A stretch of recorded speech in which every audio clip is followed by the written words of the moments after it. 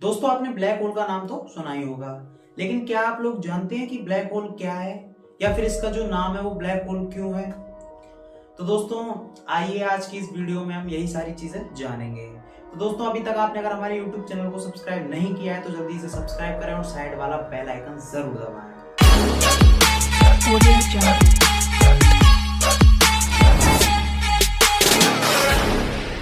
तो नमस्कार दोस्तों, मैं हूं आपके साथ में तुषार और आप देख रहे हैं जुनून गॉसिप। दोस्तों आज हम ब्लैक होल की मिस्ट्री के बारे में जानेंगे। आज हम ब्लैक होल को सिंपल एंड शॉर्ट ट्रिक्स में 5 ट्रिक्स में समझने की कोशिश करेंगे। तो दोस्तों चलिए शुरू करते हैं। दोस्तों ब्लैक होल स्पेस में वो जगह है जहां भौतिकी का कोई भी नियम काम नहीं करता। यहाँ समय और स्थान का कोई भी मतलब नहीं है। ब्लैक होल में बस ग्रेविटेशनल फोर्स और अंधेरा है। दोस्तों ब्लैक होल का जो ग्रेविटेशनल फोर्स है वो इतना ज्यादा पावरफुल है कि जिसकी आप कल्पना नहीं कर सकते। इसके खिंचाव से ये फॉक्स को भी अपनी ओर खींच लेता है, मतलब इसमें जो भी डाला वो फिर वापस नहीं निकलेगा। आप इसे इस तरह समझ सकते हैं कि जब हम टॉर्च से किसी वस्तु पर फॉक्स डालते हैं तो जो वो फॉक्स है वो रिफ्लेक्ट होकर हमारी आंखों पर पड़ता है, जिसकी वजह से हम उस चीज को देख पाते हैं। लेकिन आप मान लीजिए कि वो फॉक्स वापस लौट कर ही ना आए, तो दोस्तों वो ही ब्लैक होल कहलाता है और ऐसा ही स्पेस में होता है। दरअसल जब कोई विशाल तारा अपने अंत की ओर लौटता है तो वो अपने अंदर ही सिमटने लगता है और धीरे धीरे वो भारी भरकम ब्लैक होल बन जाता है।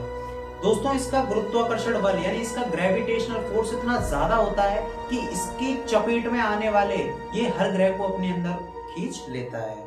ये सब कुछ अपने अंदर निगलने लगता है और दोस्तों इसका प्रभाव क्षेत्र यानी जहां जहां पर ये अपना प्रभाव फैलाता है उस क्षेत्र को इवेंट होराइजन कहते हैं। और किसी भी चीज के गुरुत्वाकर्षण स्पेस को ये उसके आसपास लपेट देता है और उसे लपेटने के बाद में कर्व जैसा आकार दे देता है। लेकिन दोस्तों अब यहाँ पर स्टीफन हॉकिंग की खोज के अनुसार ब्लैक होल की भारी परत को इवेंट होराइजन कहा जाता है। स्टीफन हॉकिंग की खोज के मुताबिक हॉकिंग रेडिएशन के चलते ब्लैक होल का द्रव्यमान पूरी तरह मुक्त हो जाता है और ये एक दिन के लिए गायब हो जाता है। दोस्तों अब आप मान लीजिए कि आप किसी दूसरे ग्रह पर जीवन की तलाश में निकले हों या फिर आप स्पेसशिप से निकले हों और तभी आप ब्लैक होल की चपेट में आ जाएं।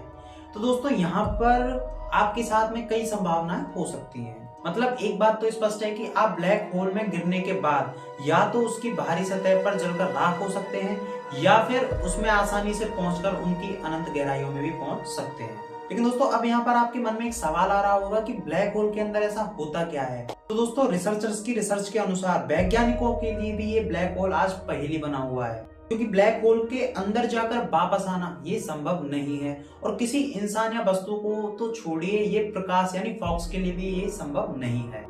ब्लैक होल का ग्रेविटेशनल फोर्स इतना ज्यादा है कि ये प्रकाश यानी फॉक्स को भी अपने अंदर खींच लेता है।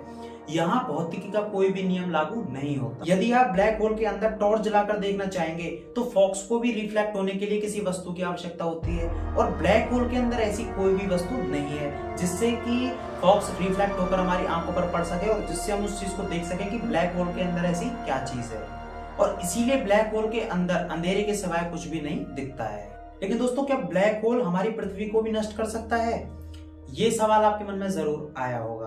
दोस्तों ब्लैक होल अंतरिक्ष में पृथ्वी, चांद या तारों को निगलने के लिए नहीं घूमते हैं और पृथ्वी ब्लैक होल में समा जाए ऐसा कभी भी नहीं हो सकता है, क्योंकि ब्लैक होल हमारी पृथ्वी को निगलने के लिए सौर मंडल से बहुत ज्यादा दूर है।